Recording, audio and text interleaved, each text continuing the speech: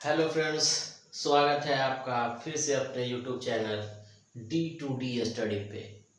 तो चलिए आज फिर एक नए उत्साह के साथ एक नए टॉपिक पर चर्चा करते हैं, जिस टॉपिक का नाम है कोण। हिंदी में बोलते हैं उसको शंकु। ठीक है, तो देखिए इस प्रकार का जो फिगर है आपका, जो आप बर्थडे में आप जो टोपी पहनते हैं, जिसको टोपी पहनाया जाता है, उस प्रकार का जो फिगर होता है उसको कोण बोलते हैं। क्या बोलते हैं? कोण। हिंदी में बोले तो शंकु।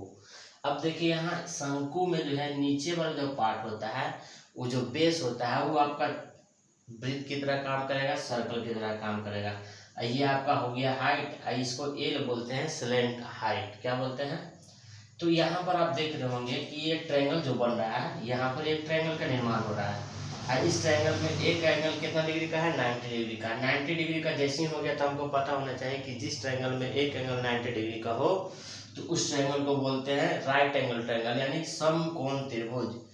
समकोण त्रिभुज में आपको बताया था पाइथागोरस थ्योरम लगता है कि उसमें जो होता है, ये देखिए समकोण त्रिभुज का अगर काम करें तो ये परपेंडिकुलर हो जाएगा, ये बेस हो जाएगा, ये हाइपोटेनस हो जाएगा, यानी लंब, आधार और ये कर्ण। उसमें पाइथागोरस क्या बताए थे कि कर्ण का जो स्क्वायर होता है लंब के स्क्वायर और आधार के स्क्वायर के सम के इक्वल होता है। या बोल सकते हैं जब इक्वल कीजिएगा तो इधर स्क्वायर होगा, सब की तरफ स्क्वायर, इधर का स्क्वायर जो है जाएगा तो रूट चढ़ जाएगा। इसका मतलब स्लैंट हाइट का फॉर्मूला आ गया under root H square plus का आर स्क्वायर। देखिए हम थोड़ा सा आपको फिगर जरा बताते हैं। इस प्रकार का जो फिगर है, देखिए बर्थडे वाला टोपी छोटा रहेगा तो चलेगा, यहाँ से ध्यान दीजिए। इस प्रकार का जो फिगर है ना, इसी को बोलते हैं हम लोग कोण। क्या बोलते हैं? हिंदी में बोलिएगा तो शंकु। अब शंकु में देखिए आपको जो है इस प्रकार का फिगर रहेगा, है ना। और जो नीचे वाला जो पार्ट बच रहा है यहाँ पर, ये सर्कल बना है, तो दो पार्ट बनता है इसमें। एक ये वाला पार्ट जिसके चारों ओर आप छू पा रहे हैं, और एक नीचे वाला भाग जो सर्कल का काम करेगा, वृत्त का, है ना। तो इसमें आपको जनरली 3-4 फॉर्मूला पढ़ना। एक CSA, जिसको इंग्लिश में बोलते हैं कर्व सरफेस एरिया, हिंदी में बोलते हैं वक्र पृष्ठ का क्षेत्रफल। इसका फॉर्मूला होता है पाई आर एल।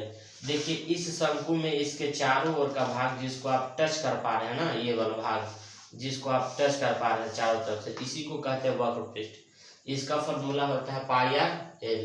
तो इसमें दो ही पृष्ठ होता है, एक वो ये जिस भाग को आप छू पा रहे हैं, और एक वृत्त, है ना।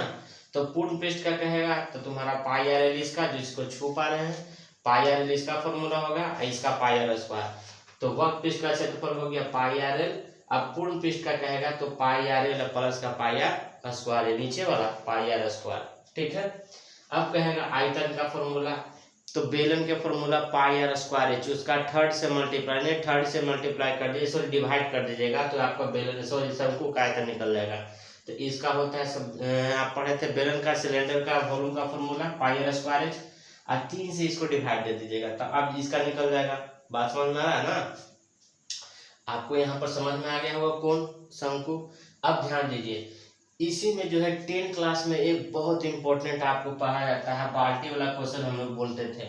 बाल्टी अब बोलता है उसमें हिंदी में छीनक, इंग्लिश में बोलते हैं फ्रस्टम। अगर ये जो है आपको कोण है, इसको 2 पार्ट कर दे, देखिए यहाँ पर कर रहे हैं, तो ऊपर वाला जो होता है उसको अपेक्स बोलते हैं, और नीचे वाला को फ्रस्टम बोलते हैं। इसी को जो फ्रस्टम है ना, इसी को क्या बोलते हैं? छिन्नक। तो इसको जब काटेगा तो इस प्रकार का फिगर बनेगा।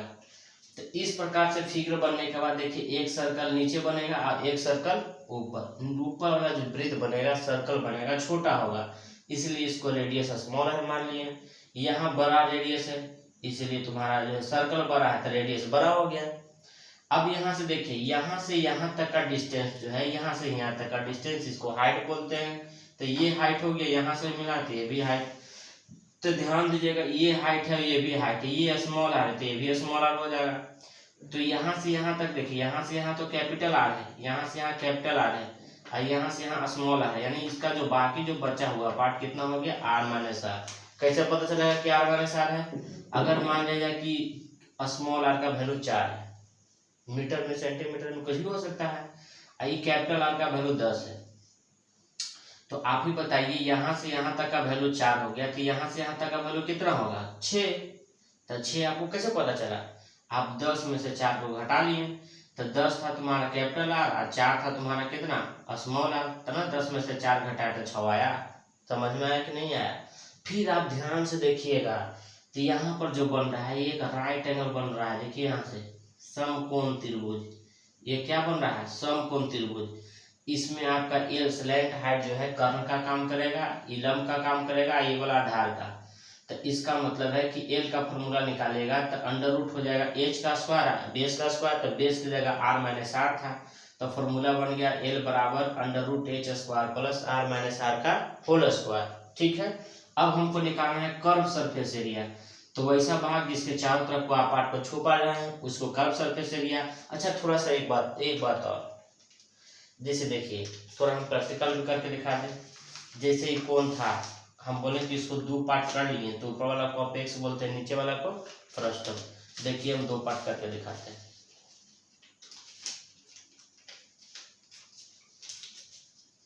देखिए ये वाला जो पार्ट बचा, ये वाला ऊपर वाला, ये वाला को बोलते हैं अपेक्स। क्या बोलते हैं? अपेक्स। ये जो पार्ट बचा आपका, जो चारों तरफ से सॉरी काटने के बाद जो बचा है आपको, इसी को बोलते हैं फ्रस्टम। क्या बोलते हैं? फ्रस्टम। देखिए एक वृत्त ऊपर बना, एक वृत्त ऊपर, एक वृत्त नीचे। ये वाला सर्कल जो है आपका जो है छोटा था, इसीलिए इसका स्मॉल रेडियस हो गया। ये वाला सर्कल बड़ा था, इसीलिए इसका कैपिटल रेडियस हो गया। बात समझ में आ रहा है ना? ये जो है यहाँ से यहाँ तक का अगर मान लिया जाए, ये यहाँ से यहाँ तक का, ये हाइट का काम करेगा। यहाँ सेंटर से नापेंगे तो ये हाइट का काम किया। ये वाला भाग जो है, ये वाला इस स्लैंट हाइट का काम करेगा। ये तुम्हारा बीचों बीच यहाँ से जाएगा जो इस सेंटर का काम करेगा। ध्यान दीजिए, अगर बीचे बीच जाएगा तो ये सेंटर का काम करेगा। समझ में आ रहा होगा ना? तो एल का फॉर्मूला आ गया, इसका एच स्क्वायर प्लस का हो गया अंडर रूट में एच स्क्वायर प्लस का आर माइनस आर का होल स्क्वायर। सी ए से कहेगा तो पाई आर एल। यहाँ देखिए सी ए से का फॉर्मूला पाई आर एल। तो पाई तो ठीक है, फिक्स है, जो पाई का वैल्यू वहाँ होगा वही पाई का वैल्यू यहाँ भी हो जाएगा। तो पाई भी फिक्स है और एल भी फिक्स है। एल तो फिक्स है ना, दोगुना ना है, लेकिन आर की जगह क्या होगा? आर एगो कैपिटल आर है यहाँ पर, सॉरी एक कैपिटल आर है, एक स्मॉल आर है, तो आर की जगह हो जाएगा आर प्लस आर। तो सी ए से का हो गया pi L into R plus R. अब टी ए से कहेगा ना टोटल सरफेस एरिया। तो सी ए से किसको कहे थे? वैसा पार्ट जिसके चारों तरफ से आप जिसको आप छू पा रहे हैं, ये वाला भाग, इस सी ए से। टी ए से कहेगा तो इसका तो देखिए सी ए से का हो गया pi L into R plus R. T A से कहेगा तो एक इसका क्षेत्रफल, एक इसका क्षेत्रफल। तो इसका ब्रीथ है, तो ब्रीथ का क्षेत्रफल का फॉर्मूला पाई आर स्क्वायर। तो यहाँ रेडियस स्मॉल आर था, तो यहाँ लिख दिया पाई आर स्क्वायर, स्मॉल आर लग गया। यहाँ इसका भी पाई आर स्क्वायर, लेकिन इसका त्रिज्या बड़ा होगा, रेडियस बड़ा हो गया, तो यहाँ फॉर्मूला हो गया पाई आर स्क्वायर। कोई दिक्कत? वॉल्यूम का फॉर्मूला हो गया 1/3। यहाँ देखिए पहले यहाँ से देख लीजिए 1/3 पाई आर स्क्वायर एच। 1/3 तो बदलेगा नहीं, तो 1/3 यहाँ भी होगा। पाई का वैल्यू भी बदल नहीं सकता थी, वही हो गया। एच का भी, हाइट का भी किसी का नहीं बदला है। आपका हाइट अगर 5 फीट का है आप, तो 5 फीट अभी रहेगा, बार बार बदलने। देखिए अभी आप 5 फीट नाप लिए, 2 मिनट के बाद आपका हाइट बदलने वाला भी नहीं है। तो यहाँ हाइट आपका एच है, यहाँ भी हाइट एच है, यानी हाइट हमेशा फिक्स रहेगा। तो 1/3 फिक्स है, पाई भी फिक्स है, एच भी फिक्स है आपको, लेकिन आर अलग अलग है। तो यहाँ पर देखिए कहता है आर का स्क्वायर, तो तुम्हारा क्या कर रहा है? बड़ा आर का भी स्क्वायर कर लीजिए और छोटा आर को भी स्क्वायर कर लीजिए, और फिर एक बार दोनों को मल्टीप्लाई कर लीजिए। समझ में आया कि नहीं आया? जरूर आ गया होगा आपको समझ में। बात समझ में आ रहा है? अगर आपको समझ में आ गया तो प्लीज इस चैनल को क्या कर लीजिए? सब्सक्राइब, एकदम दबा के सब्सक्राइब कीजिए, है ना? अपने दोस्तों के पास भी शेयर कीजिए। ये वाला जो है आपको 10 क्लास में हमेशा हर एक एग्जाम में हर साल देता है, ये छिन्नक वाला। तो वीडियो को 1 बार 2 बार नहीं समझ में आया, 3 बार, जितना बार देखना जितना बार देखिए। बात समझ में आ रहा है ना? ठीक है, मिलते हैं अगले वीडियो में।